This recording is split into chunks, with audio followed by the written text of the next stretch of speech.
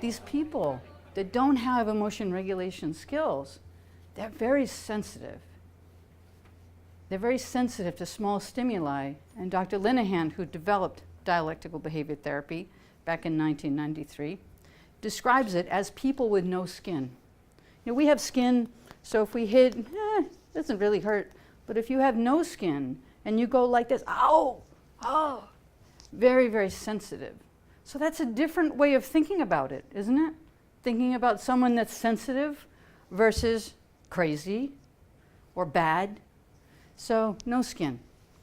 When we're developing tools, it's very important that we develop these abilities in here, self-regulation skills, so that it starts allowing people to be in the moment and be safe within themselves, and give them strategies that when they're not able to think, they can use in the moment when it's hot, so that they don't just avoid, okay?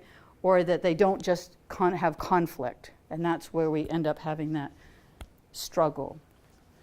It's not just emotions that get dysregulated, meaning just sort of out of control, fast and up high, but that what happens is the person gets cognitively dysregulated, and they get their processing degrades.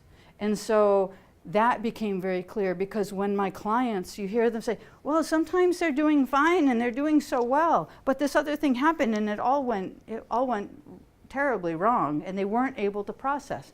And everyone thinks, apparent competence, right, for us, it looks like they have competence, and there's something wrong here. And what a key piece of it is cognitive dysregulation, meaning that, and our clients already have cognitive processing problems, but then the impact of the emotion on this really puts them at higher and higher risk for not being able to use the strategies that we're giving them.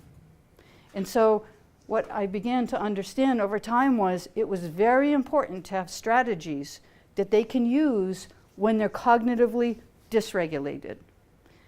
If we have tools that they can only use when they're calm, there's no sense, because they need to be able to use it at every level of their cognitive processing ability.